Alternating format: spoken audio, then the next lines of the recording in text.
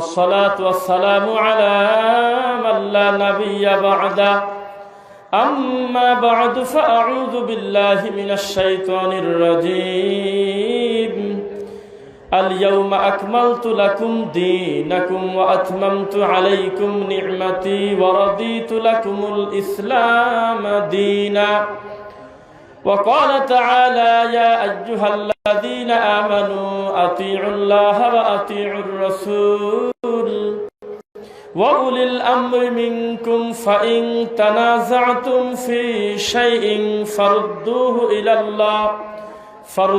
إلى الله ورسوله قال النبي صلى الله عليه وسلم من أحدث في أمرنا هذا ما ليس منه فهو رد اللهم صل على محمد وعلى آل محمد كما صليت على إبراهيم وعلى آل إبراهيم إنك حميد مجيد اللهم بارك على محمد وعلى آل محمد كما باركت على إبراهيم وعلى آل إبراهيم إنك حميد مجيد الحمد لله সকল প্রশংসা আল্লাহর জন্য, শান্তি অবতীর্ণ হোক আল্লাহ রাসূলের উপরে। আল্লাহুম্মা সাল্লি আলাইহি আল্লাহুম্মা বারিক আলাইহি।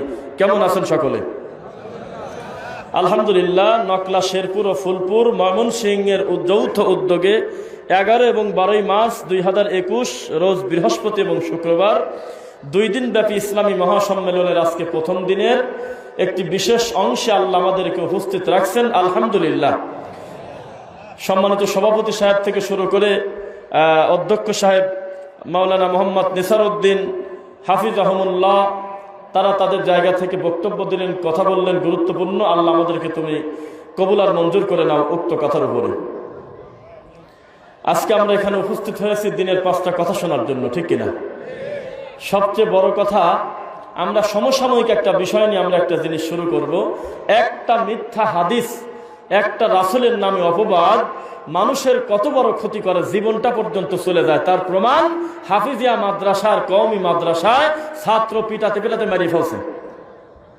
কথা বলতেছেন না? ছোটবেলা থেকে একটা হাদিস আমরা শুনছিলাম, যদি কোনো ছাত্রর একটু হাত পা কেটে যেত, ব্যথা লাগতো, মায়ের হয়তো, দাগ হইতো, তো এই অন্যান্য বাড়ির লোকজন বুঝ দিত এত রাগ করা লাগে না। ওস্তাদ যে জায়গা বেদ দিয়ে আঘাত করে ওই জায়গা জাহান্নামের আগুন লাগে না। ইবলিস শয়তান কত সূক্ষ্মভাবে, সুন্দরভাবে মানুষের মাথায় ধোঁকা দিয়ে দিছে। এই জন্য আমাদেরকে হাফিজিয়া মাদ্রাসায় ভর্তি করার সময় আমাদের আব্বা, দাদা, চাচারা ওস্তাদের কাছে বলতো যে চামড়া আপনার, হাড় হাড্ডি আমার। বোঝা যাচ্ছে না? এই অসভ্য নোংরা কথা, এই বেহায়া, এই কুলাঙ্গার হুজুর মানুষের নজরবন্দি করার জন্য বলছে যে আমরা যেখানে মারবো সেখানে জাহান্নামের আগুন লাগবে না। তো মনে করছে জাহান্নামের আগুন থেকেও বাঁচা হলো, আবার হাফেজ হয়ে গেল। খারাপটা কি? এই নোংরা কথা চালু করে সমাজে দিয়ে একদম বাচ্চা বাচ্চা নাবালক ছেলেদেরকে অমানুষের মতো, গরুর মতো পিটাচ্ছে এই অসভ্য হুজুর। দেখতেছেন না? মনে হয় মারতে মারতে মারিয়ে দিছে। মানুষ তুমি কি দেখাতে পারবে তোমার মতো অসভ্য লোক কোথাও পিটালে, দাগ হলে সে জায়গা জাহান্নামের আগুন লাগবে না? এই নোংরা কথা তুমি পাইলে কোথায়? রাসূলের উপরে একটা অপবাদ মানুষের জীবনটা পর্যন্ত মুহূর্তের ভিতরে নিয়ে যায়। নাউজুবিল্লাহি মিন যালিক। সুন্নাতি পারে আমাদেরকে সম্মানী করতে, বেদাত পারে আমাদের কুৎসিত একেবারে মাটির নিচে গেড়ে দিতে। তাই আমরা বলি যে বউয়ের উপরে রাগ হয়েছে, পারিবারিকভাবে কোনো অশান্তি হয়েছে, এই রাগটা মাদ্রাসার ছাত্রদের উপরে আর খাটায়েন না। আপনি একটা মানুষ, আপনি একজন কোরআনে হাফেজ, আপনি একজন আলেম মানুষ, আপনার মান আছে। কোন জ্ঞানে আপনি বাচ্চা ছেলেটাকে গরুর মতো পিটালেন? দেখছেন না? কথা বলেন না তো? দেখছেন নাকি? এটা কোনো মানুষের বাচ্চার কাম, এই শিশু বাচ্চাকে এইভাবে আঘাত করা। আবার এ বিষয়ে তারা মুখ খুলতে নারাজ। তারা, তাদের বড় ঠাকুররা বলতেছে যে আহলে হাদিস নামটাই ধোঁকা। কি ব্যাপার, মুখে আঠামের বসে আছেন নাকি? আহলে হাদিস নামটাই ধোঁকা। নাউজুবিল্লাহ পড়বেন না? আরে আপনারা ঠিক বলেন কিভাবে? আপনার ঠিকের তো কোনো দাম টাম নাই। আপনারাই ঠিক বলে পিস টিভি বন্ধ করাইছেন, আপনারাই ঠিক বলে আবার পিস টিভির পক্ষে এখন কথা বলেন। চিনি আপনাদের আমরা। আপনারা নারায়ে তাকবীর দিয়ে কত অসভ্য লোককে যে চাতালে তুলছেন তার আর শেষ নাই। আপনাদের আন্দাজে ঠিক আর আন্দাজের নারায়ে তাকবীর কত নোংরা মানুষ, কত বাজে মানুষকে যে মুফাসসিরে কোরআন আর মুহাদ্দিস বানায় দিয়েছে তার আর শেষ নাই। আর কত দামি মানুষকে তাকবীর না দিয়ে জবান বন্ধ করে বসে থেকে তার বিদ্যা ঢেকে রেখেছেন, এটা জাতি জানে। এদেশে এখনো বাংলাদেশের বিশুদ্ধ আকীদার আহলুল হাদিস বা সালাফি মানহাজের 10 জন বিশুদ্ধ বাঙালি আলেম যদি এখানে এসে বক্তব্য দেয়, যে পরিমাণ লোক হবে না তার চাইতে 30 গুণ লোক হবে। হরিণ বাঁধার গল্প কয় এক সিটার হুজুর ডেকে নিয়ে আসেন, এইরকম মার 10টা লাগবে। কিশোরগঞ্জ আমরা মাহফিল করতে গিয়েছিলাম, আমার মাহফিল যেখানে হয় সেই মাহফিলের পাশে মাত্র 1 মাস আগে গিয়াসউদ্দিন তাহেরি ভণ্ড এসেছিল। কথা বুঝতে পারলেন? মানে এই লোক এত নোংরা, এত অসভ্য, এর নাম নিলেও যা না নিলেও তা। এমনি অন্য কোনো লোকের নাম আমরা নেই না, কেননা যার মান আছে, যার বিন্দু মাত্র ভালো আছে, তার ব্যাপারেও আমরা নাম সহজে বলতে চাই না, মানুষের ভুল হয়। কিন্তু এটা এত অসভ্য যে তার আল্লাহকে পর্যন্ত গায়েব মনে করে, মোহাম্মদের আর আল্লাহকে মিশায় দিয়েছে। নাউজুবিল্লাহ পড়েন। তো এই লোক মাহফিলে আসার পর শুনলাম যে পর্দা নাকি ছিঁড়ে ফেলছে, মানুষজন চাপে, রড লাইট কোথায়, তার কোথায়, প্যান্ডেল কোথায়, মানুষের চাপে জায়গা দেওয়া যায় না। নারায়ে তাকবীরের ভিড়ে গোটা মাঠ খালি কাঁপছে। বাবা কি দেখাইলা রে বাবা, কি বলছে মুখ দিয়ে বলেন তো দেখি। এই অসভ্য লোকটা কি মুখ দিয়ে বলছিল, যাকে দেখার জন্য হাজারো মানুষের সমাগম হলো। অথচ সালাফি মানহাজের কোন আলেম সেখানে বুলেটের মতো কোরআন সুন্নাহর টন টন টন টন করে কোরআন হাদিসের রেফারেন্স দিয়ে বক্তব্য দেয়, হা করে তাকায় থাকে আর বলে যে এরা কি বলে, পাঞ্চে পাঞ্চে লাগে, সব কথার রসকস নাই। এই বাঙালি এই পাশে 1 বালতি টিউবওয়েলের স্বচ্ছ পানি, এই পাশে 1 বালতি হলো গাভীর সেনা, মনে থাকবে কিনা? ডান পাশে হলো টিউবওয়েলের স্বচ্ছ পরিষ্কার পানি, আর বাম পাশে হলো গাভীর চেনা। আগে একটা আয়াত বলে নেই, ওয়াযায়্যানা লাহুমুশ শাইতানু আ'মালাহুম, শয়তান তাদের আমলকে সুসজ্জিত করেছে। কথা বুঝতে পারলেন কিনা? তাদের ভ্রান্ত জিনিসটাকে সুন্দর করে সাজাইছে। তার প্রমাণ, আপনি যখন কোনো মুরিদকে, আপনি যখন কোনো ভ্রান্ত ফেরকা, আপনি যখন কোনো ফেরকায় না জিয়া না বিদআতপন্থী শিরকপন্থী একজনকে বলবেন, বাবা রে তোমার এই কর্মটা সুন্নাহ বিরোধী, এটা ভালো হচ্ছে না, তখন সে বলবে যে এত ফতোয়া দেন না। যেখানে গেলে আমাদের মনটা নরম হয়, আল্লাহর কথা মনে পড়ে, দিলে জাহান্নামের আগুনের ভয় আসে, ওখানে গেলে দোষের কি আছে বলে না? আপনারা শুধু বিরোধিতা করেন। আমার আব্বা হুজুরের কাছে গেলে তো আমাদের অন্তরটা ঠান্ডা হয়, মনটা ভালো লাগে। এখানে গেলে জাহান্নামের আগুনের ভয় হয়। বহু মানুষের মুখে দাড়ি উঠছে, বহু মানুষ নামাজি হয়েছে, আমরা বলবো তাও তোমার কামটা ভালো হয় নাই। কেন? ডান পাশে যে বালতিতে টিউবওয়েলের পানি, সেখানে যদি 1 কেজি চিরা দিয়ে দেন, মুড়ি চিরা, ভিজবে না? এই কথা বলতেছেন না কেন? ভিজবে কিনা? বাম পাশে যে গাভীর সেনা 1 বালতি সমমানের, এখানেও যদি 1 কেজি চিরা দিয়ে দেন, ভিজবে কিনা বলেন? এবার একসাথে বলেন, ভেদাটাই কি আসল কথা, না কি দিয়ে ভেদালাম ওইটা আসল কথা? কথা বলেন না দেখি। আরে ভেদাটা কি আসল কথা, না আমি ভেদালাম কি দিয়ে সেইটা আসল কথা? বোঝা যাচ্ছে নাকি? মন নরম হওয়া আসল কথা না, এই নরমটা রাসূলের সুন্নাহ দিয়ে হচ্ছে কিনা তাই বলেন। এদেশে আপনার মতো বাপ, চাচা, মুরব্বী, দাদা কাঁদতে কাঁদতে বেহুশ হয়ে গেছে হরিণের গল্প শুনে, যা পুরাটা বানোয়াট এবং রাসূলের উপর অপবাদ দেওয়া। কি হবে আপনার এই চোখের পানি দিয়ে? এখন আমরা বুঝতেছি যে আমাদের এত চোখের পানি, এ সবই ছিল বৃথা।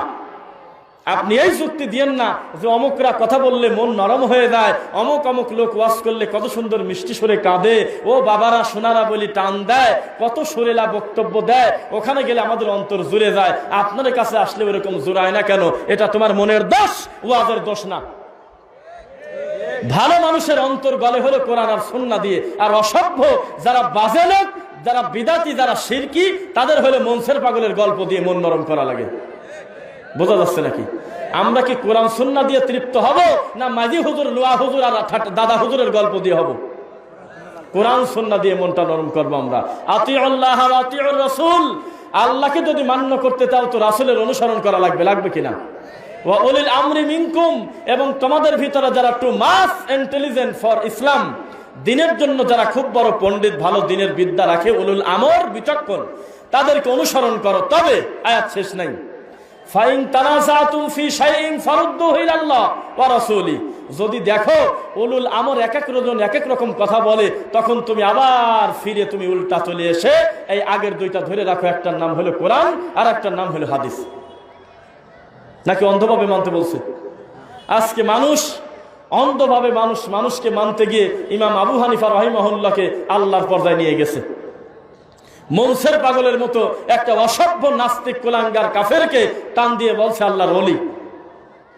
এটা হলো আমাদের কপাল, এটা আমাদের কষ্ট। আজকে আপনাদের সামনে যে কথা বলতে চাচ্ছি, আমরা নরম মন করাটাই কি আসল কথা, না কি দিয়ে নরম করতেছে ওইটা আসল কথা? বলেন।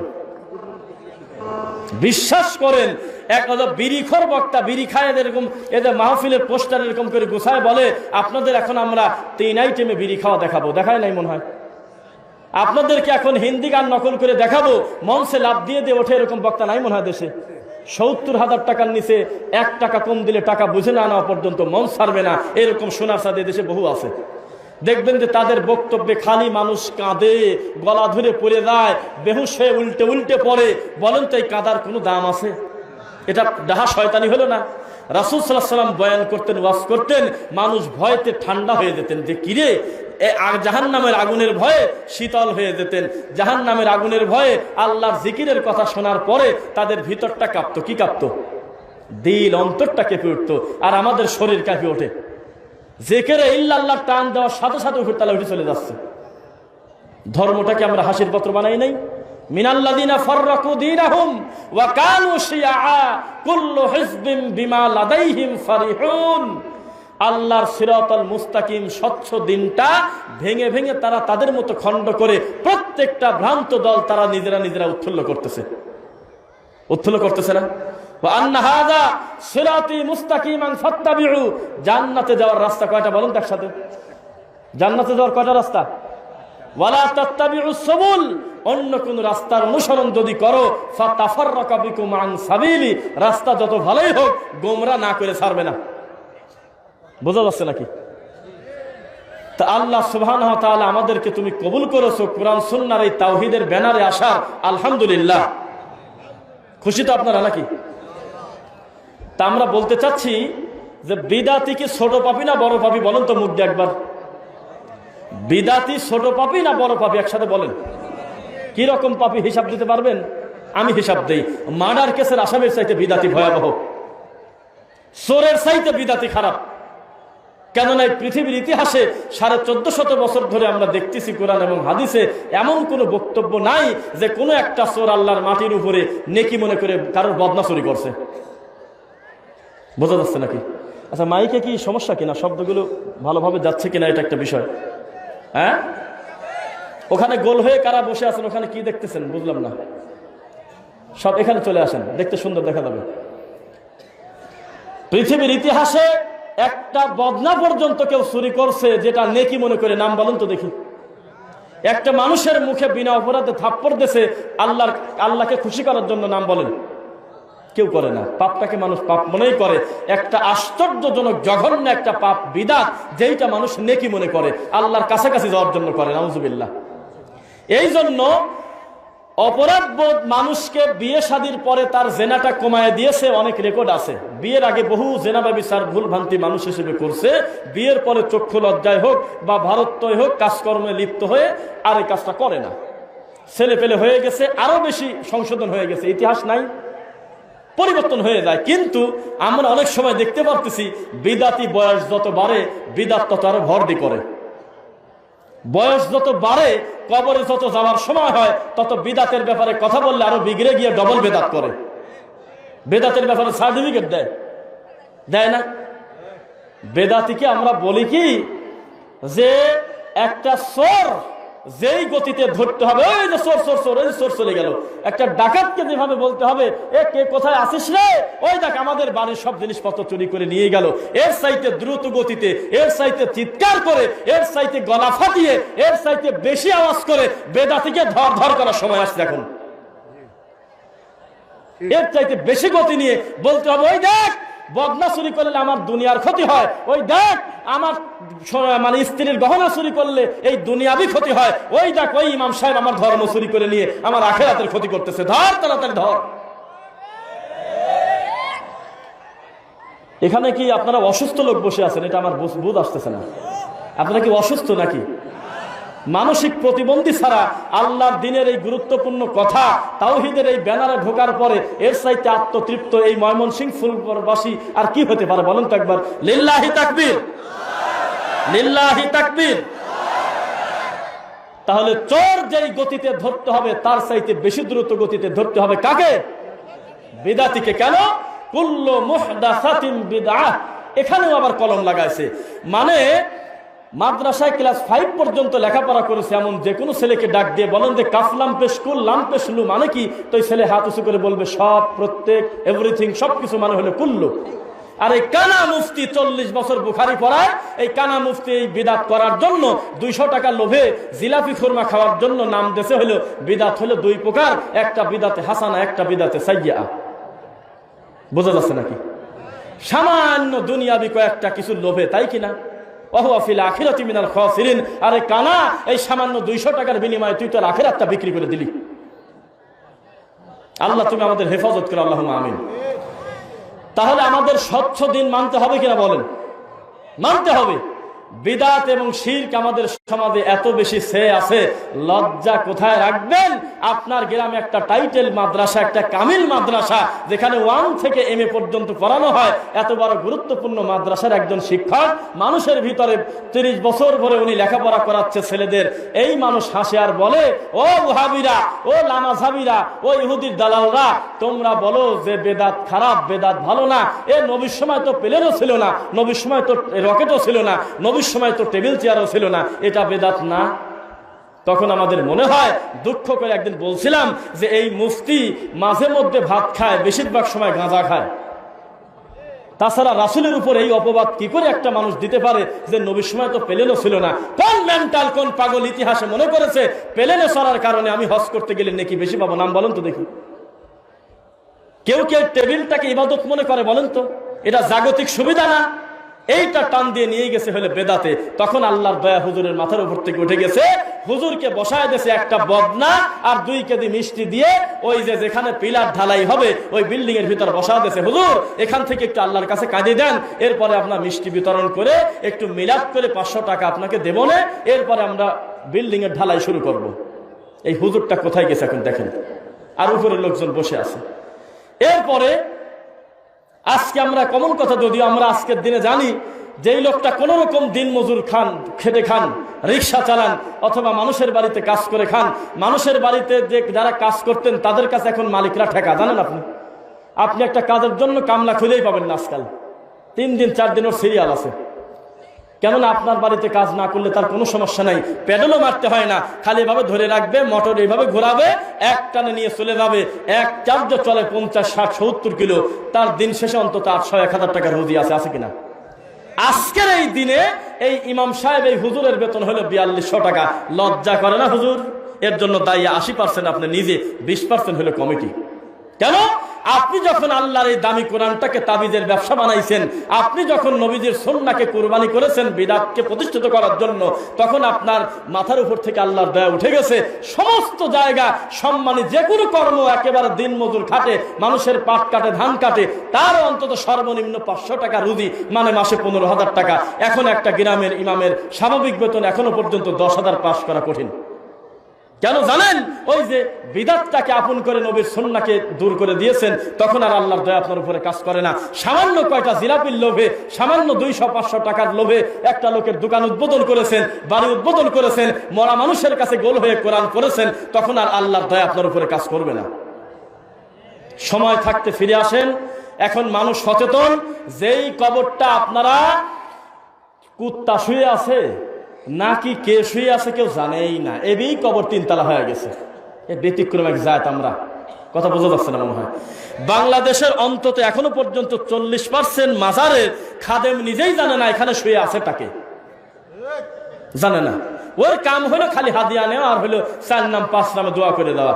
বিশ্বাস করেন চট্টগ্রামে এমনও কিছু মাজার আছে, 4টা মাজার আছে একই ব্যক্তির নামে। কেন? একটা মানুষের কয়টা পার্ট থাকে?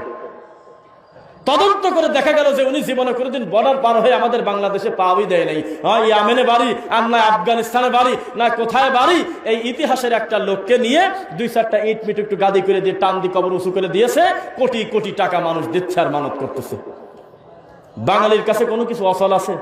এই 2021 সালে এখনো পর্যন্ত রাস্তাঘাটে চলতে যায় দেখি যে সাপ খেলা দেখাচ্ছে, সাপ খেলা দেখাচ্ছে আর ওই হা করে টাকা আছে। সকালবেলা বাজার করতে দেশে, দুপুর গড়িয়ে গেছে তাও টাকাই আছে। কেরে এ যাবে না তুমি ফাঁকে? এখনো বড় সাপ দেখায় নাই, সেই জন্য। এই বাঙালি কবে আপনি বুঝবেন দুনিয়ার সকল জাগতিক সম্পদের চাইতে আল্লাহ নবীর সুন্নাহর মর্যাদা বেশি, দাম বেশি? এই সুন্নাহ চুরি করে ইমাম সাহেব শিরিক করে বিদাতি আকীদা পোষণ করে কুফরি আকীদা পোষণ করে আল্লাহর 30টা দিন আপনার ঈমান নিয়ে খেলে, আপনি হা করে তাকায় আছেন আর বলতেছেন আব্বা হুজুর কি কম বোঝে? আর এটা তো কাফেরদের মুখের ভাষা। ওয়াইজা আর যখন কিলা তাদের ডাকা হয় ইত্তাবিউ, অনুসরণ করো, মা আনজালাল্লাহ, উপর থেকে তোমার রব যা তোমাকে দিয়েছে, সঙ্গে সঙ্গে তারা বলে ক্বালু, তারা বলে বাল নাত্তাবিউ মা ওয়াজাদনা আলাইহি আবাআনা। আরে কি বলে রে সব লোক, আমার আব্বা দাদা যেটা উপরে আমাদেরকে রেখে গেছেন ওইটা কি আমাদের জন্য যথেষ্ট না? আওয়ালাউ কানা শাইতান ইয়াদউহুম ইলা আযাবিস সাঈর। আপনি তাদেরকে বলে দেন মুহাম্মদ সাল্লাল্লাহু আলাইহি সাল্লাম, তাদের আব্বা দাদারা যদি দিন ধর্ম না জানার কারণে শয়তানের ঘুরপাকে ঘুরে থাকে, সঠিক বিদ্যা আসার পরেও কি তারা ঘুরবে এইভাবে? ঘুরবে না এইভাবে? কে কার কথা শোনে? হ্যাঁ শোনেন, সতর্ক হয়ে যান। ভালো মানুষ হতে পয়সা লাগে না, একটা কথা আছে। এখনো পর্যন্ত বাংলাদেশের ইতিহাসে কোনো মাজার পূজারী, কোনো কবর পূজারী, কোনো শিরিক কুফরকারী, কোনো মিথ্যুক, কোনো নাস্তিক কোনো মাহফিল করতে গিয়েছে, সেই মাহফিল বাধা দিয়েছে গ্রামবাসী, রেকর্ড নাই। এই করোনার এই পরিস্থিতিতেও আনাসে কানাসে মাজার পূজারী ইয়া নবীর খয়রাতের টান 3 ঘন্টা বলে দিয়ে গেছে, একটা লোকের মন খারাপ হয় নাই। শত শত মাহফিল সালাফিদের বন্ধ করছো, তোমার হিসাব দিতে হবে বেটা। তোমার বাপ দাদার সম্পত্তি না, তুমি এইভাবে ধর্মের সাথে বেইজ্জত করতে পারো কেন? কেন তুমি শয়তানি করতেছো? যারা বলতেছে যে অনুমতি নিয়ে বা এটা ফর্মালিটি মেইনটেইন করতে হয়, অমুক এই করে সমক এই করে, বিশ্বাস করেন এই কথাগুলো কোনো মাজার পূজারীর ব্যাপারে খাটে না, কিচ্ছু বলে না। 2 দিন ব্যাপী মাহফিল, প্রথম দিন তারা আলহামদুলিল্লাহ হলো, দ্বিতীয় দিনও মাহফিল করলাম সুবহানাকা আল্লাহুম্মা বিহামদিকা আশহাদু আল্লাহ পড়ার আগে সুন্দর কয়েকটা কাদেরিয়া সুন্নি চলে আসলো। নাম শুনছেন নাকি? 5 জন 6 জন লাইভে দেখছেন, এসে আমাকে অ্যাটাক করবে, একের ভরা মঞ্চে আমাকে অ্যাটাক করবে, কাউন্টার দিয়ে দিয়েছে। কি আমার অপরাধ হলো? আপনি আমাদের মাজার কেবলা নিয়ে কথা বলেছেন। বাপ রে বাপ, আমি মনে করছি কি ধন সম্পদ হারায় গেছে, এখন দেখতেছি ঠাকুরের কবর ঠেকা বেড়াছে। তখন আমি বললাম যে আমি বলছি কি, আমার সব কথা তো রেকর্ড আছে, আপনার মাজারের ব্যাপারে বললামটা কি? যাই হোক, চেঁচামেচি করতে করতে সুন্দর করে ওখানে যারা দায়িত্বশীল ছিল হালকা করে এভাবে ধরে নিচে এইভাবে রেখে দিল। কথা বুঝতে পারলেন কিনা? পরে রাত 11টার সময় সিদ্ধান্ত হলো যে আমরা যে মেহমানকে নিয়ে এসেছি তার গোটা বক্তব্য রেকর্ড আছে। আপনার এক জুমার খুতবা যদি মানুষ শোনে কি শয়তানি আপনি করেন, তাহলে আপনি ফাঁসির আসামি হতেন। আর ইনি আজ 2 দিন প্রোগ্রাম করেছে 60টা প্রশ্নের উত্তর সহ, এখনো তার বুকে বল আছে যে রিভাইন্ড করে তার পুরা বক্তব্য শোনা হোক। আর আপনি তামাশা করতেছেন কাদেরিয়ার নাম দিয়ে। আপনার কাদেরি বাপকে ডেকে নিয়ে আসেন একবার, ভদ্র লোকের মতো। আগামীকাল সকালে রফিকুল ইসলাম যাওয়ার আগে প্রথম নৌকায় পার হবে, যেহেতু সকালে সকালে ভালো মানুষের বাচ্চা হয়ে থাকলে 5 জন লোক এসে সুন্দর করে হাত ধরে ক্ষমা নিয়ে গিয়ে দেয়। তামাশা করার জায়গা এখন আর নাই। কেন? আমরা বলেছিলাম যেই কবরটা আপনি উঁচু করে প্রসাদ দিচ্ছিলেন, আগরবাতি জ্বালাচ্ছিলেন, নিশ্চিত থাকেন আপনি এই কবর আজ হোক আর কাল হোক আপনার ছেলে পিটায় বাইরে ভাঙবে ইনশাআল্লাহ। আপনার ছেলে যদি না ভাঙে, আপনার নাতি এসে এই কবর বেড়ে ভেঙে সমান করে দেবে। কেন? ইসলাম একমাত্র জীবন ব্যবস্থা যেখানে কালা সাদার কোনো পার্থক্য নাই। পৃথিবীর শ্রেষ্ঠ মাখলুক মুহাম্মদ সাল্লাল্লাহু আলাইহি ওয়াসাল্লাম বলেছেন কবর হবে একেবারে সমান, কোনো বৈষম্য থাকবে না। থাকবে কি? কোনো বৈষম্য থাকবে না। সুতরাং ধরা তো পড়েই যাচ্ছ বেদাতি, সময় থাকতে সারেন্ডার করো। আমরা জানি অপরাধ যত বড় হোক, অপরাধী নিজে যদি থানায় ঢুকে যদি বলে আমার ভুল হয়ে গেছে আমাকে ক্ষমা করে দেন, আমরা আশাবাদী আগে যদি শাস্তি হতো 100 টাকার, এখন অন্তত 60 টাকা কমে গেছে। বোঝা যাচ্ছে না? বহু অপরাধী নিজ ইচ্ছায় থানায় ধরা দেওয়ার কারণে জজের মনটা খুশি হয়েছে, বা দায়িত্বশীলরা বলছে তার শাস্তিটাকে একটু লাঘব করা হোক, বলে নাই? তো বেদাতি সময় থাকতে সুন্নাহর কাছে আত্মসমর্পণ করো, না হলে জুতা পিটা দিয়ে দেশ থেকে বের করা হবে ইনশাআল্লাহ। না হলে কেন তুমি কবর উঁচু করেছো? কে নিচে শুয়ে আছে, এই লোকটা কে কেন তোমাকে অনুমতি দিয়েছে কি না দিয়েছে, এটার ফরেনসিক ল্যাবে ঢোকায় তোমাকে পরীক্ষা করবে ইনশাআল্লাহ। সময় থাকতে আমাদের স্বচ্ছ ধর্ম আমাদেরকে বুঝে দাও। সবকিছু নিয়ে সিনেমিনি খেললেও আমার দিন ধর্ম নিয়ে তামাশা করার সুযোগ তোমাকে দেব না। শোনেন, আপনারা বলেন যে ওদের কাজ ওরা করুক, আপনাদের কাজ আপনারা করেন, এইটা হলে আমাদের ভিতরেও কিছু ঠান্ডা মৌলবী আছে। আমি বলি যে এই সমস্ত বাজে কথা থেকে ফিরে আসেন মিয়া। আমাদের ভিতরেও কিছু লোক আছে মাঠে ময়দানে এসে বলে কি তাদের কাজ তারা করুক, আমাদের কাছে আমরা করি। বাবারে, তোমার মতো এই রকম শোনার কথা যদি আল্লাহর নবী বলতেন তাহলে তার আর মক্কা ছেড়ে মদিনায় যাওয়া লাগে না। তোমার মতো এই বুঝ যদি আল্লাহর নবীদের থাকতেন তাহলে তার আর দাঁত ভাঙা লাগে না। বেটা, তুমি খালি ফাজলিমো করো আর বলো যে শক্ত হলে কি হয়, ওদের কাজ ওরা করুক, আমাদের কাজ আমরা করি। এই কথাটাই একটা কুফরি বাক্য। আল্লাহ রাসূল এই কথা বলে নাই তোমরা তোমাদের গতিতে চলতে থাকো, আমি মুহাম্মদ আমার গতিতে চলতে থাকি। বরং মুহাম্মদ সাল্লাল্লাহু আলাইহি ওয়াসাল্লাম মনে মনে একভাবে বলতেছিলেন 360টা মূর্তি বাড়ি ভাঙবই। আর তোমার কথা, তোমার ঠান্ডা মৌলবীর কথা মতো যদি আমরা চলতাম তাহলে আমরা বলতাম আরে উঁচু কবর থাকে আমার কি, ওখানে সেজদা দিল তাতে আমার কি, ওই মুরব্বী গলায় তাবিজ নিলে আমার কি, ওই ইমাম শিরকি কুফরি করলে আমার কি, আমি তো আর নিচ্ছি না। এইভাবে কি দিন ধর্ম চলে? তাহলে অপরাধের গতিতেই চলতে থাকবে না।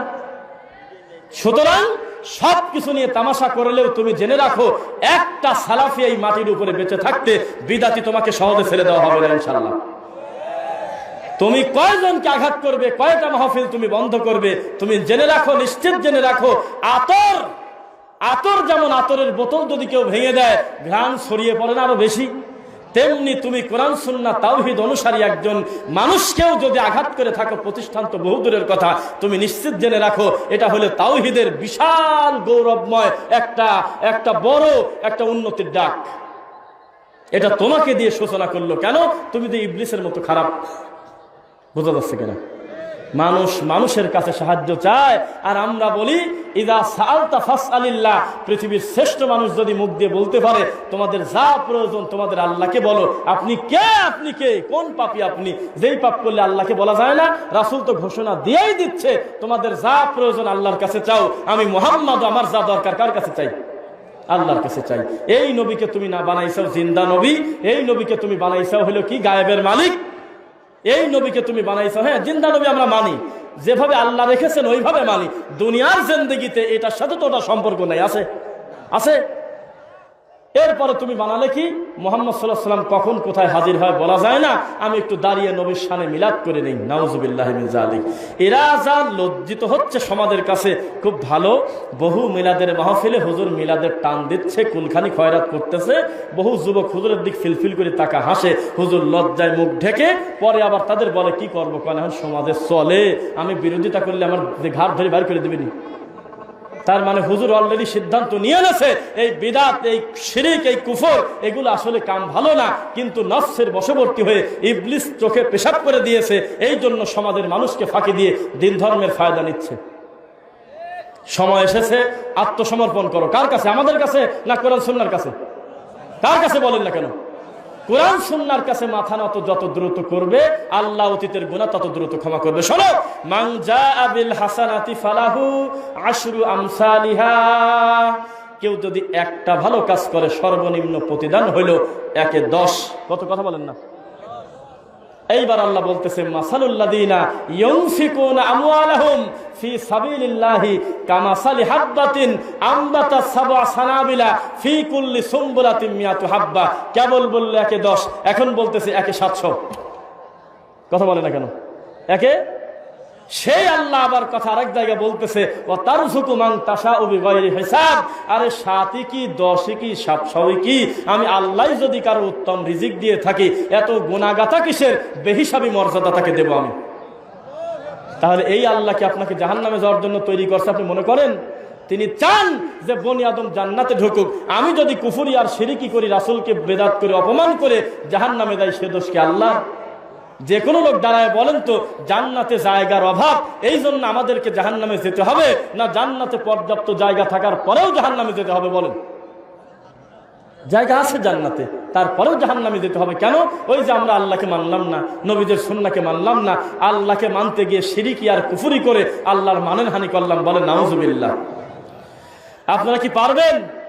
আপনাদেরকে আমরা কিন্তু বলেছি এর আগে, এটা কোনো পাম দেওয়া হলো না, এটা বাস্তবতা। আমরা বলেছি একটা সালাফি অনুসারী একটা যুবক 700 বেদাতি মৌলবীর চাইতে বেশি মর্যাদাবান।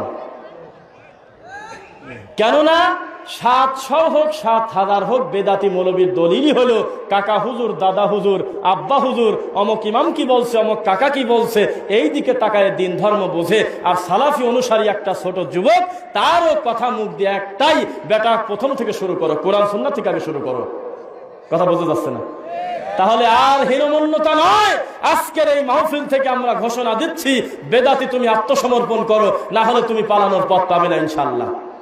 বেদাত তোমাকে ছাড়তেই হবে, না হলে তুমি এই মুহূর্তে ইমামতি ছেড়ে দিয়ে অটো চালা খাও, ভ্যান চালায় খাও। এই আল্লাহর মাটির উপরে হালাল রুজির অভাব নাই।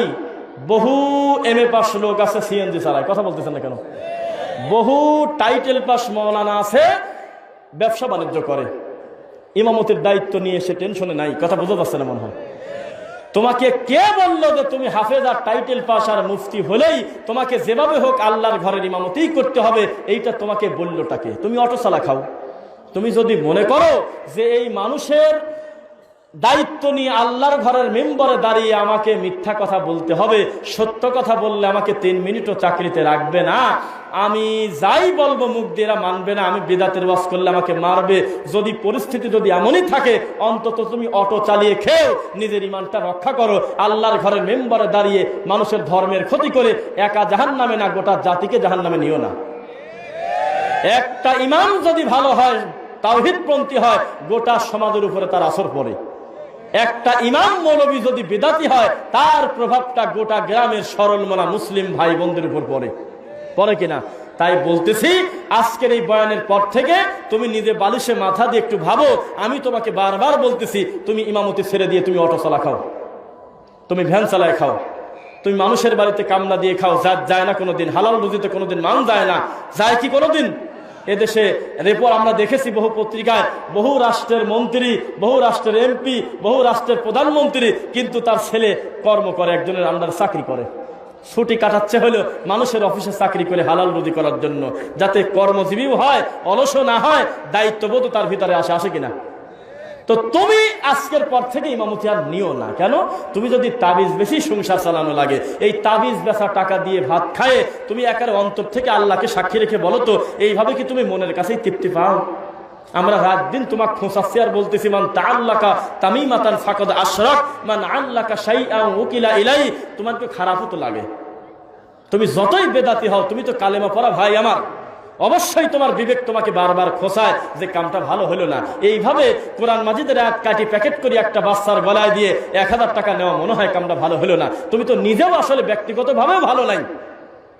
তুমি শয়তানিটা ছেড়ে, শিরকি ছেড়ে, ইস্তেগফার করে শেষ রাতে একটু কান্নাকাটি করে মানুষের বাড়িতে পেঁয়াজ লাগায় খাও, মানুষের ক্ষেতে ধান লাগায় খাও, এটা কোনোদিন মান যায় না। সকাল 9টার সময় কাজে যাবে, একেবারে আসরের আজানের সময় ছুটি হয়ে যাবে, এইটুক সময়ের ভিতরে তোমার হাজিরা হলো 500 টাকা। কথা বোঝা যাচ্ছে না? আর ইমামতি সারা মাস করে দুনিয়াবি তো 2-4 পয়সা ভালো পাইলেই না, বেচারা আবার আখেরাতটা হারায় দিলা। কেন? তোমার ইমামতিতে টেনশনই একটা, আল্লাহ গত মাসের মতো এই মাসেও যেন মূল বেতনে হাত দেওয়া লাগে না, অন্তত 10টা খয়রাতের ব্যবস্থা করে দিও, অন্তত 4টি তাবিজের রুগী দিও। এইভাবে কি আল্লাহর দয়া পাওয়া যায়? বলেন একবার। সমাজ থেকে আপনাদের মতো লোককে আমরা টার্গেট করার থেকে আমরা একজন আলেমকে টার্গেট করি। কেন? আমার ওই ভাইটা যদি সুন্দর হয়ে যায়, তাওহীদপন্থী হয়ে যায়, সুন্নাহ মেনে নেয়, গোটা সমাজ ভালো হয়ে যাবে। বোঝা যাচ্ছে কিনা? তার প্রমাণ, ইমাম যতদিন পর্যন্ত ভালো না হবে, সত্য কথা আল্লাহর ঘরের মেম্বারে দাঁড়ায় না বলবে, ততদিন পর্যন্ত সুন্নাহর উপরে আমল করে ওই গ্রামের মানুষ নিরাপদে থাকবে না। বিদাতি অন্য কোনো কারণে যদি আল্লাহ তোমাকে খাটি পিটা না করে, এই একটা অপরাধ তোমাকে করবে। সেটা কি? আমার মোবাইলে একটা গান আছে, মনে করেন, শুনতেছেন নাকি? আমার মোবাইলে একটা হিন্দি গান আছে, তো এই হিন্দি গানটা আপনি আমার কাছে বারবার চাচ্ছেন, হুজুর এই গানটা খুব সুন্দর লাগতেছে, এই গানটা আমাকে দিয়ে দেন, শেয়ার ইট করে, বা হোয়াটসঅ্যাপে অথবা আপনার কি বলে ব্লুটুথে দিয়ে দেন। এটা চায় না অনেকে, একজনের থেকে শেয়ারিতে গান বাজনা পারাপার করে না। তা আমি বললাম যে ঠিক আছে নেন, এবার সত্যি করে বলেন তো দেখি, আপনি ওই গানটা যতদিন শুনবেন গুনাহ কি আপনার একার হবে না আমারও হবে? এই মরা মানুষের মতো থাকেন কেন, কথা বলেন না কেন? গুনাহ কি আমার একার হবে না আমি আপনাকে যে পার করে দিলাম আপনি যে গুনাহ করবেন সেই গুনাহ আমার হবে? হবে কিনা? তাহলে নিজে নিজে গান শুনলে গুনাহটা কার হয়? হেডফোন লাগিয়ে গান শুনলে গুনাহ কার হয়? ব্যক্তির হয়, ব্যক্তির হয় না। কিন্তু অন্যকে গুনাহ করার পরিবেশ করে দিলে সাদাকায়ে জারিয়া, বোঝা যাচ্ছে কিনা? আমরা তো মনে করছি খালি নেকি মনে হয় চলমান থাকে। বাবারে, কোনো পাপের উৎস রানিং করে দিয়ে গেলেও এই পাপ যতদিন পর্যন্ত চালু থাকবে এই কবরে শুয়ে শুয়ে একেবারে নিজ দায়িত্বে তুমি এই গুনাহগুলো নিতে থাকবে। বোঝা যাচ্ছে নাকি? তা আমরা বলতে চাচ্ছি যে এই যে গুনাহ করার পরিবেশ আমি করে দিলাম, এইটা ভালো হলো না নিজে নিজে একা গুনাহগার হওয়া ভালো? বোঝা যাচ্ছে নাকি? 10টা অপরাধী থেকে একটা অপরাধী ভালো? অপরাধী তো খারাপই, এখানে তো ভালো বন্ধ প্রশ্ন না। আমি বলতে চাচ্ছি যে ইমামতি যারা করেন হুজুর আর যারা ইমামতি করেন না হুজুর, দুইজনই বেদাত করে। বলেন তো অপরাধী বড় কে? দেখি একসাথে বলেন। দুইজন মুফতি, একজন মুফতি অটো চালায় বা এমনি রুজি আল্লাহ সামর্থ্য দিয়েছে ব্যবসা বাণিজ্য করে খান, আর একটা মুফতি হলো ইমামতি করেন, দুইজনই হলো বিদাতি। পাপ বেশি কার? কেন? কারণ তিনি হাজারো মানুষকে বিদাত করার জন্য সার্টিফিকেট দিয়ে দিচ্ছেন, আর এই লোকটা একা একা নিজে পাপী। কোনদিন আল্লাহ সঠিক বুঝ দিলে একা একা আল্লাহর কাছে ক্ষমা চাইলে আল্লাহ হয়তো ক্ষমা করবেন, করবেন কিনা? কিন্তু এই লোকটা হাজার হাজার মুসল্লিকে মিথ্যা কথা বলে লাল বাতি জ্বলাকালীন মসজিদে সুন্নাতের নিয়ত করবেন না, শয়তানি হলো না এটা? কথা বলে না দেখি। আল্লাহর ঘরে ঢুকে খবরদার সালাত আদায় করবে না, বসে পড়বে, বসে পড়বে, বসে বসে বসে, জ্ঞান নাই, ইমাম সাহেব মেম্বার উঠে গেছে তাও নামাজ পড়ে, বসে বসে বসে। এটাও তো একটা মানুষ, এটাও তো একটা মৌলানা। এই তথ্য জানার পরে রাসূলের সুন্নাহকে আমল না করে যারা করে তাদেরকে ব্যঙ্গ করে যত মানুষ কবরে গেল ইমান হারা হয়ে, এই ইমাম সাহেব এই গুনাহ পাবে না? পাবে কিনা কথা বলেন? তাই বলতেছি অন্য কোনো ভেজাল তোমার নাই জাহান্নামে যাওয়ার জন্য। একটা নোংরা কাজ যথেষ্ট। কি? আল্লাহর প্রত্যেকটা ঘরে আমরা এখন জানি আজকের থেকে 30 বছর 40 বছর 20 বছর আগে যেটা ছিল বিরল, একটা মসজিদে যদি কেউ জোরে আমিন বলছে মুসল্লিরা ঘুরে তাকায়, হা করে তাকা থাকছে, দেখতো কোন বারের জামাই, দেখতো কার বিয়ে, এ লোক কে রে, এ আমিন আবার জোরেও বলা যায়। মাত্র 20-30 বছর আগে পায়ের সাথে কেউ পা লাগাতে গেলে এইভাবে জোরে করে পা সরায় নিয়ে এই জিব্বাত কামড় দিছে, এই কি করে এই লোক। মাত্র কিছুদিন আগে বুকে হাত বাঁধলে এমনও কিছু গ্রাম, আমি কিন্তু এক্সেপশনাল গুলো বাদ দিচ্ছি, এমনও কিছু গ্রাম আছে যেখানে হা করে তাকায় থাকতো, নামাজের ভিতরেও বলা চলে, হাত বুকেও আবার বাঁধা যায়। অথচ এখন আল্লাহর বিশেষ অনুগ্রহে আল্লাহর মাটির উপরে এমন কোন মসজিদ নাই সুন্নাহর উপরে আমল করার অন্তত 2টা যুবক তৈরি হয় নাই। যত তৈরি হচ্ছে কানা মুফতি, তত মসজিদের মেম্বারে বসে রাগ খালি ফলতেছে। আমরা বলতেছি কোনটা? তুমি তো মূলত এই ছেলেটার উপরে রাগ করলে না, তুমি করলে নবীর সুন্নাহর উপরে। ফামান রাগিবা আন সুন্নতি ফালাইসা মিন্নি। কোন দাড়িওয়ালা মানুষও যদি আরেকটা দাড়িওয়ালাকে কটাক্ষ করে আমার উম্মতি না। নবীর সুন্নাহকে যদি কেউ ব্যঙ্গ করে সে কি না বলেন না? কি না? উম্মতি না। কার উম্মত না? রাসূলুল্লাহর উম্মতি না সাল্লাল্লাহু আলাইহি ওয়াসাল্লাম। তাহলে সুন্নাহকে কি ব্যঙ্গ করার জিনিস না আমল করার জিনিস? আমল করার জিনিস কিনা? তোমার কারণে তুমি মসজিদের মেম্বারে বসে তুমি দেখতেছো, তুমি খুতবা দিচ্ছ, বারান্দায় একটা ছেলে গিয়ে হাত বেঁধে সালাত আদায় শুরু করেছে, তোমার খুতবা ঘুরে যায়, তুমি রাগ করে করে বলো এরা মুফতি মানে না, ইমাম মানে না, এটা মানে না, সেটা মানে না, এইভাবে তুমি একটা ছেলেকে বেইজ্জত করতেছো। এদেশের হাজার হাজার যুবককে তুমি আল্লাহর ঘর ছাড়া করেছো, বিচার তোমার হবেই। তোমার খাঁটি পিঠা রেডি। তুমি অনেক যুবককে তুমি মানুষের ভিতরে বেইজ্জত করেছো নবীর সুন্নাহর উপর আমল করার কারণে। তুমি বলছো দেখছেন কাকা, ওই দেখেন একটা ওয়াহাবি, ওই দেখেন একটা লামাজাবি, ওই দেখেন একটা ইহুদির দালাল। তুমি কি মানুষ? একটা হুজুর মানুষের মুখের ভাষা এটা হতে পারে? তুমি আমল না করো সেটা ভিন্ন কথা, তুমি একজন আমল করা লোকের উপর তো ব্যঙ্গ করতে পারো না, কারণ এই আমল করলে যিনি খুশি হন তিনি হলো সপ্তম আসমানের উপরে থাকেন। সামান্য একটা গুনাহকে ছোট গুনাহ মনে করে যদি কেউ করে, তার ভাবা উচিত এই গুনাহ করলে যদি হঠাৎ কারো রাগ হয় সে হলো সপ্তম আসমানের উপরে আছে। কোন একটা ছোট সুন্নাতকে ব্যঙ্গ করা যাবে না, এই কারণে এই ছোট সুন্নাত যদি কেউ আমল করে, খুশি যদি কেউ হয়, তো সে আছে আরশ আজিমের উপরে। তাহলে কি আপনার মনে হলো সুন্নাহ একটা সেনসিটিভ ব্যাপার না আল্লাহর দিন? এই ব্যাপারে কি তামাশা করার জিনিস? কথা বলতেছেন না কেন? তামাশা করার জিনিস? সময় থাকতে ভালো হয়ে যাও। তুমি বহু যুবকের চোখের পানি ফেলাইছো, ইতিহাস সাক্ষী। বহু মুরব্বী মানুষের তুমি কষ্ট দিয়েছো ভরা মজলিসে মুসল্লির সামনে। কেন? তোমার এক বড় মুফতি বলছিল যে কি পুরি জানো, জানি না, বলেন না, বোথাক বলছিল যে বাংলাদেশের কোনো একটা মসজিদে কোনো একটা মুসল্লি যদি জোরে আমিন বলে নামাজের পরে ঘাড় ধরে বসতে বলবে যে কোথায় পাইছিস আজকে দেখা দিয়ে যা। এটা কি একটা মুফতির মুখের ভাষা? তোমার ঘর থেকে আবার আবের হচ্ছে, একটু দোয়া করি আমরা। ইমানের সার্টিফিকেট আমরা দেওয়ার কেউ না, জানি না তকদিরে কি আছে। তবে সুন্নাহকে যারা এত পরিমাণ ব্যঙ্গ করে তার ঘর থেকেই আল্লাহ বিশুদ্ধ আকীদার যুবক তৈরি করবে, আমরা আশাবাদী ইনশাআল্লাহ। অবশ্যই হচ্ছে, নাম বলবেন না, আমরা অপেক্ষায় আছি, আমরা অপেক্ষায় আছি। নাম জানলেও কেউ বলেন না, তার ঘর থেকেই কোরআন সুন্নাহর তাওহীদের দাওয়াত নিয়ে মাঠে নামবে অচিরে ইনশাআল্লাহ। আমরা এটা আশাবাদী। আপনারা কি আশাবাদী কিনা? আমরা আশাবাদী। লিল্লাহি তাকবীর, লিল্লাহি তাকবীর। আল্লাহ তুমি কবুল কর, আল্লাহুম্মা আমিন। এই জন্য সময় থাকতে কি করতে হবে বলেন একবার? ওয়াজ কি করতেছেন এটা শুনি। বেদাতিকে আমরা প্রথমে বলছি সময় থাকতে তুমি কি করো? আত্মসমর্পণ করো। কি করো?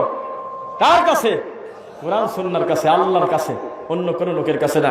আসলামতু লিরাব্বিল আলামিন, আমি আত্মসমর্পণ করলাম রব্বুল আলামিনের কাছে। আল্লাহর কাছে আত্মসমর্পণ করলে মান যায় না। মানুষের কাছে ছোট হলে মান যেতে পারে, আল্লাহর কাছে যে যত ছোট হবে মান তত তার বেশি। ইন্না আকরামাকুম ইনদাল্লাহি আতকাকুম, নিশ্চয়ই আল্লাহর কাছে সে তত বেশি সম্মানী তাকওয়া যার যত বেশি। তাকওয়ার অর্থ কি? আল্লাহর সকল আদেশ মাথা পেতে নেওয়া, আল্লাহর সকল নিষেধ থেকে সরে পড়া, এটার নাম হলো তাকওয়া। আর হুজুর বানাইছে হলে যে জুব্বার কলার পরছো কি জন্য? এই জুব্বার কলার দেওয়া লাগে না, তাহলে তাকওয়া বাড়ে। মাথার পর একটা পাগড়ি দিবে তাহলে হলেই বাড়ে, তাকওয়া বেশি হয়। ফারা পাঞ্জাবি পরছো কি জন্য? জুব্বা গায়ে দিবে তাহলে তাকওয়া বাড়ে। তুমি খালি মাথায় নামাজ পড়তেছো কি জন্য? তুমি তো তাকওয়ার খেলাপ করতেছো। তুমি শার্ট পরে নামাজ পড়তেছো, তুমি তো তাকওয়া নাই তোমার ভিতরে। এটা আমার হুজুররা বোঝায় না আমারে। আরে কিসের সাথে কি টানি নিয়ে আসছে? তাকওয়া হলে আর তাকওয়া হা হুনা। 3 বার আল্লাহ রাসূল মিশকাতুল মাসাবির হাদিস ক্লাস 9-এ পড়ছে। এমন ছেলেকে জিজ্ঞাসা করলে বলবে, আল্লাহর নবীকে জিজ্ঞাসা করা হলো মাল্লামে তাকওয়া, খোদা আল্লাহ ভীতি কোথায়? খোদা বলবেন না, আল্লাহ ভীতি কোথায়? তখন রাসূল বললেন আর তাকওয়া হা হুনা, একটা মানুষ ভালো আর মন্দ হওয়ার জন্য এই জায়গাটুকু যথেষ্ট। কি বলেন? সকলকে ফাঁকি দিতে পারলেও আল্লাহকে ফাঁকি দেওয়া যায় না। যায় কি? প্রত্যেকটা মুফতি যারা ধর্মকে ব্যঙ্গ করেছে, ডক্টর জাকির নায়েককে কাফের বলছে, গালাগালি করছে, আপনি নিশ্চিত থাকেন মৃত্যুর আগে এমন পরিমাণ টেনশন আর বিবেক তাদেরকে খোঁচাবে, তওবা করে মরতে হবে, না হয় জাহেলিয়াত মৃত্যু হবে।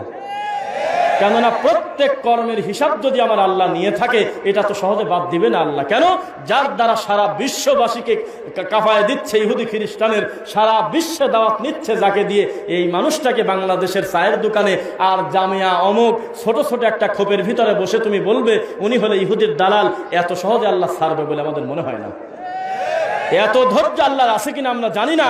আয়াতুম মিন আয়াতিল্লাহ, আল্লাহর একটি বিশেষ অনুগ্রহ নিয়ামত, যাকে দিয়ে সারা পৃথিবীতে দাওয়াত নিচ্ছে, যার সামনে মুসলমান বন্ধ তো দূরের কথা, কোন ইহুদি খ্রিস্টান 3 মিনিট টিকতে পারে না, হাঁটু কেঁপে যায়। এই মানুষটাকে তুমি কোন জ্ঞানে বললে ডক্টর জাকির নায়েক ইহুদির দালাল? তোমাকে যদি মুফতি বলি ইবলিসকে তালি, বোঝা যাচ্ছে না? তুমি যদি মৌলানা হও তো ইবলিস কিয়া কাম করেগা? ইবলিস কা কিয়া কাম হে বলো? কাম আছে? আর ইবলিসের তো এই কাম, মানে লোককে বেইজ্জত করা, বেইজ্জত লোককে মান দেওয়া, এটা ইবলিসের কাজ। ডক্টর জাকির নায়েক হলে আল্লাহর একটি বিশেষ অনুগ্রহ, একটি আয়াত, যার সামনে সারা পৃথিবীর ইহুদি খ্রিস্টান হাঁটু কেঁপে যাচ্ছে। আমরা গর্বে বলতে পারি আল্লাহ আমাদের এই কোরআন মাজিদের সৌন্দর্যটা এত বেশি সুন্দর করে আমরা কেউ বোঝাতে পারি নাই। সমসাময়িক সময়ে তুমি তোমার এই নিয়ামতের দ্বারা সারা বিশ্ববাসী নাস্তিকের কাছে যেভাবে তুমি দাওয়াতটা পৌঁছালে গো আল্লাহ, এই দোয়া করে আমরা কুল পাই না। আর কোনায় কোনায় বসে হিহিক করে হাসে, কেলায় পান খায় আর কয় যে উনি তো ইহুদির দালাল।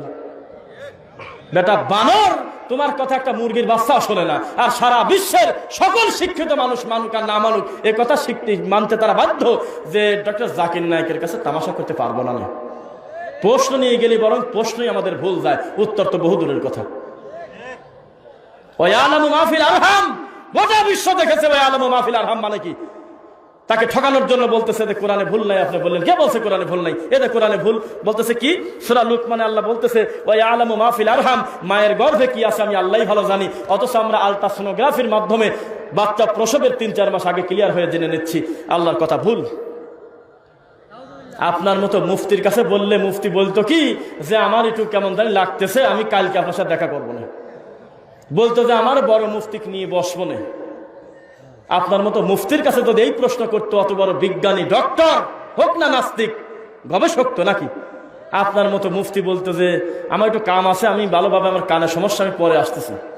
আর ডক্টর জাকির নায়েক হাসতে হাসতে মাইকের সামনে গিয়ে বললেন যে ভাইজান সুন্দর একটা প্রশ্ন করেছেন যে আলট্রাসোনোগ্রাফির মাধ্যমে যদি আমরা আগেই জেনে ফেলি বাচ্চা ছেলে না মেয়ে, তা আল্লাহ কিভাবে বলতে পারে আমি একমাত্র জানি মায়ের গর্ভে কি আছে? আপনি প্রশ্নটা বোঝেন নাই। এখানে আল্লাহ ওইটা বোঝায় নাই যে মায়ের পেটে ছেলে না মেয়ে। আপনাকে বুঝতে হবে এই গঠন প্রক্রিয়া করার আগের অবস্থা কি ছিল। তখন তুমি মুফতি কোথায় ছিলে, বিজ্ঞানী কোথায় ছিলে? আল্লাহ এখানে তকদির বুঝাইছে, ছেলে ভালো হবে না মন্দ হবে সার্বিক কিছু বিবেচনা করবে আল্লাহ সুবহানাহু ওয়া তাআলা। তুমি যে সময় আলট্রাসোনোগ্রাফির মাধ্যমে দেখতেছো তখন তো একটা অবয়ব অলরেডি নিয়ে এনেছে মায়ের পেটে। তখন দেখে দেখে তো পাগলও বলতে পারে কথা শেষ। আচ্ছা ধরলাম এটা ঠিক আছে, ভাই নাজিলুল গাইস, বৃষ্টি কোথায় আমি দেব না দেবো এই বাজেটটা আমি আল্লাহর হাতে। ঘটনা যদি তাই হয়, আল্লাহ ছাড়া যদি কেউ গায়েব না জানে, তাহলে আমরা আবহাওয়া বার্তার মাধ্যমে আমরা তো আগেই বলতেছি আগামীকাল 10টার সময় ঝড়ো হওয়া বা বৃষ্টি হবে, 10 নম্বর বিপদ সংকেত। আসলে কিন্তু বৃষ্টি হয়ও, জবাব আছে, বৃষ্টি হয় কিনা। Exception is always exception, exceptional is not exam. দুই একটা জিনিস তো উদাহরণ হতে পারে না, বেশিরভাগ ক্ষেত্রে কিন্তু ফেলে যাচ্ছে না। তো তাহলে আল্লাহর কথাটা টিকলো কিভাবে? আপনার মতো মুফতি, আপনার মতো ভণ্ড মৌলবী শত শত বছরে দেশে তাবিজ বেঁচে খাইছে, শত শত বছর ফাদাইলে, আর হলো আপনার মকসেদুল মুমিনিন, আর হলো কি বেহেশতি জীবন, আর হলো নিয়ামুল কোরআন, আর হলো কত বাজে জিনিস খালি উর্দু ফার্সিতে পড়ছে আর হি করে হাসেছে, আর তসবিহ দালানি সবে বরাতের রুটি এই বগলে করে করে দৌড় পারছে। আর এই সময় আল্লাহ সঠিক দিনটা মানুষের কাছে কেউ বোঝানোর মতো ছিল না। এটা আমাদের দুঃখ।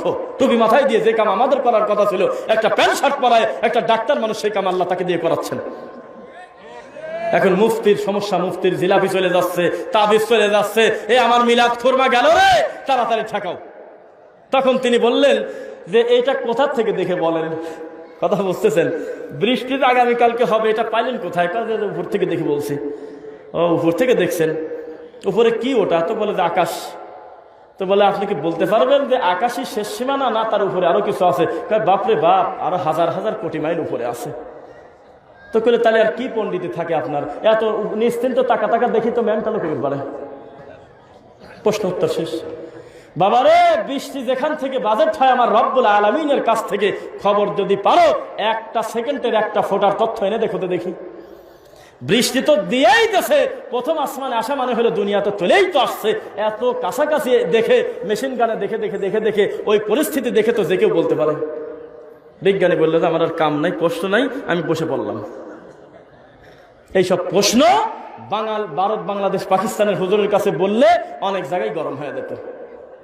অথচ আল্লাহর এই নিয়ামতটা যে কোনো প্রশ্ন নিয়ে আসে, যে কোনো প্রশ্ন একদম নিয়ে আসে। কত বোন চ্যালেঞ্জ করছে, কত ইহুদি খ্রিস্টান। ডক্টর জাকির নায়েক, আপনি যদি উক্ত প্রশ্নের জবাবটা দিতে পারেন আমি এখনই কালেমা শাহাদাত পড়ব, বলে নেই?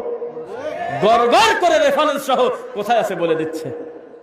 তাকে ভুল ধরার জন্য বাইবেলে অমুক পৃষ্ঠা এইটা আছে, এই কথা বলার সাথে সাথে ডক্টর জাকির নায়েক বলল ভাই আপনার ভুল হচ্ছে, এটা 12 নম্বর চ্যাপ্টার হবে না, এটা 18 নম্বর চ্যাপ্টার হবে। আর এই লোকটাকে তুমি গালি দাও, তোমাকে সম্মান দেব কোন আক্কেলে? বলো, কোন ভাবে তোমাকে সম্মান দেব? মানি মানুষকে মান দিতে কে বলেছে? আল্লাহ। আর তুমি এইভাবে তুমি মানুষকে কটাক্ষ করার জন্য সম্মানে মানুষকে তুমি বেইজ্জত যখন করছো, তোমার কপালে আর ওই খয়রাত আর কুলখানি ছাড়া কিছু নাই। বোঝা যাচ্ছে নাকি? লাস্ট কালে আমার সময় ফুরায় না কেন ব্যাপারটা কি? কেউ তো কাগজ টাগজ দেয় না যে সময় শেষ বা সেই দাঁড়িয়ে কত সময় কথা বলা যায় বলেন? লিল্লাহি তাকবীর বলতে থাকি নাকি? তো একটা কমন কথা বলে আপনি মিলাই নেন। একটু আগে আপনাদের মনে হচ্ছিল যে হুজুরদের বেতন কম, এই জন্য আমরা মনে হয় মজা নিচ্ছি। আপনার পুরো ধারণা আমি চেঞ্জ করে দেব এখন ইনশাল্লাহ। পড়েন, আপনি এখন বলতে বাধ্য হবেন আমি দুঃখ করে এই কথাটা বলছি। শুনবেন নাকি? আপনার এই ফুলপুর একটা থানার নাম মনে হয় নাকি? ময়মনসিংহ বিভাগের একটা থানা, শেরপুর জেলা নাকি? ময়মনসিংহ জেলা। এই ফুলপুর থানাতে আপনি যে কোনো খাতসি করে বলেন তো যে একটা ইমাম 5 ওয়াক্ত সালাতে ইমামতি করার কারণে 30,000 টাকা বেতন পায়, নাম বলেন তো। আপনারা বলেন নাই? আল্লাহর কসম যদি আমি খবর পাতাম এই ফুলপুর কোন একটা মসজিদে একটা ইমামের বেতন 70,000 টাকা, আল্লাহর কসম আমার মন খারাপ হতো না। সবার মন খারাপ হলেও আমি মনে করতাম একজন আলেম হিসেবে, একজন ইমাম হিসেবে এতটুকু তিনি ডিজার্ভ করেন। কিন্তু এইটা চলে গেছে 4200 টাকায়। তাও তুমি করো না করো 3200 টাকা ঘুরতেছে 4 জন। কেন হবে? আবার মসজিদ কমিটি যখন ইমাম নিয়োগ দেয় তখন আগেই ভিতরে হাইট রাখে, ওইটা ইমামকে যখন পছন্দ হয় তখন ইমামকে বলে যে বেতন কিরকম কেউ কি বলা যায়, তো আপনারা কত দিবেন? তো কাজে 4000 টাকা, শোনেন 4000 টাকা। তখন উনি বলে যে বাবাজি কিছু মনে করবেন না, আপনারা আমাকে পছন্দ করলেন, তো 4000 টাকা কি সংসার চলে? পাগল নাকি তুমি? তোমার বেতন তো হাতে দেওয়া লাগবে না, পাগল। উপরি ইনকামই তো মাসে 10,000। কোথায় লজ্জা লাগতেছে না বলেন তো? কমিটি তাকে এটা হাতে রাখেই বলে আরে পাগল, এটা হলো ফর্মালিটি মেইনটেইন, যে 4000 টাকা তোমার বেতন দেবো, তো ও টাকা হাত দেওয়া লাগবে না, উপরি তো তোমার মিলাদার খয়রাতে আর কুলখানি তো 10,000 হবে। এটা কষ্ট না? একটা আলেম, একটা মানুষ, তার বেতন আজকে এভারেজে হিসাব করলে প্রতিদিন 115 টাকা হয়। কোথায় রাখবেন এই লজ্জা? সর্বোচ্চ 200-300 টাকা দিন হাজিরা। কেন হয়েছে? ওই যে হুজুর যখন বিদআত আর শিরকে আপন করে নেছে তখন আল্লাহর রহমতের পর্দা তার থেকে উঠে গেছে, তখন বিদআত আর কুসংস্কার নিয়েই পড়ে থাক যা। যেমনটা তাবিজালাকে বলতেছে মান আল্লাকা শাইআন উকিলা ইলাই, কেউ যদি কোনো কিছু মঙ্গলের আশায় কোনো কিছু লটকায় শরীরে, ওইটার উপরে তাকে সফর্দ করা হয় নাকি? তেমনি ওইটার উপর সফর্দ করছে, খা, মিলাদ পরেই খা, কুলখানি করেই খা, তাবিজ বেচেই খা। অথচ সুন্নাহকে সুন্নাহ বলে কোরআন মাজিদের সঠিক তথ্য যদি মানুষের সামনে ওপেন করত, ইমামের গতিতে তার বেতন থাকতো আজকের দিনে 50,000 টাকা। আমাদেরকে 1 কোটি টাকা দিয়েও তো কেউ সাহস পায় না বলতে, হুজুর 1 কোটি টাকা দেবো না, নতুন বাড়িতে একটু দোকান উদ্বোধন করে দেন তো, কি অমুক করে দেন তো, হাল খাতায় বিসমিল্লাহ টান দিয়ে একটু কাজে দেন তো, তা তো বলে না তো কেউ। তোমাকে কেন বলে? তুমি যে ওই জাতি তাই বলে। শেষে আমার সাথে কথার স্বীকৃতি দেন, আমাদেরকে সুন্নাতি বড় করতে পারে, ঠিক কিনা? সুন্নাতি আর আল্লাহর দ্বীন আমাদেরকে মান দিতে পারে, বেদাত আমাদেরকে বেইজ্জত করতে পারে। আমরা বুক ফুলিয়ে সারা 64টা জেলা আমরা দৌড়াই, আমাদের যত গালি দিক, যত আঘাত আসুক, অন্তত হীনমন্যতা নাই। এই কারণে আল্লাহ, আমি তো আমাকে চিনি, আমি কার কথা প্রচার করি। আর একজন বেদাতি কেউ যদি কিছু নাও বলে, হাজারো জিলাপি খোরমা যদি তাই দেয়, যতই তাকে বিরিয়ানি পোড়াও খাওয়াক, তবুও রাত্রে শুয়ে শুয়ে কিন্তু ভাবে জুনায়েদ বগদাদির নামে যে কথাটা বললাম এটা তো কোরআনও না হাদিসও না, এভাবে মনে হয় বলা ঠিক হলো না। তারা ভাবে না একটাবার? বিবেক তাদেরকে তাড়াচ্ছে। প্রত্যেকটা মানুষকে শেষ বয়সে তার অতীতের পাপগুলো তাকে বারবার বিবেকে নাড়া দেয়। বহু মানুষকে দেয় কিনা, আমি চাকরি জীবনে এই ভুল করছি, এই পাপ করছি, বহু সময় তাকে বিবেকটা নাড়া দেয়। আল্লাহ সময় থাকতে যারা বিদআত করতেছে, শিরিক করতেছে, মুসলমান কালেমা পড়েছে কিন্তু বিদআত করতেছে, তাদেরকে আমরা অমুসলিম মনে করি না। তারা আমাদের ভাই, কিন্তু বিদআতি ভাই, ভুল পথে আছে আমাদের ভাই। আমাদের ভাইটা আব্বার কথা শুনতেছে না, মায়ের কথা শুনতেছে না। আমরা চাই আমার ভাইটা ভুল বুঝতে পেরে আবার মায়ের কাছে আসুক। দোষের কিছু আছে? আমার এই ভাইটা আমার এই তাওহীদের ঘর থেকে বের হয়ে চলে গেছে, আমরা চাই বেদাতকে পরিত্যাগ করে কুসংস্কারকে ফেলে দিয়ে আবার আল্লাহর কোরআন এবং নবীর সুন্নাহর কাছে আসুক। আপনারা চান কি চান না বলেন? আল্লাহ তুমি তাদেরকে তৌফিক দাও। আমরা মানুষ, আমাদের ভুল ভ্রান্তি আছে, আমাদের অতীতের সকল ভুল তুমি ক্ষমা করো আল্লাহ, আমাদের সকলের নেক আমল তুমি কবুল করো আল্লাহ। সুবহানাকা আল্লাহুম্মা ওয়া বিহামদিক আশহাদু আল্লা ইলাহা ইল্লা আনতা আস্তাগফিরুকা ওয়া আতুবু ইলাইক। আসসালামু আলাইকুম ওয়া রাহমাতুল্লাহি ওয়া বারাকাতুহু।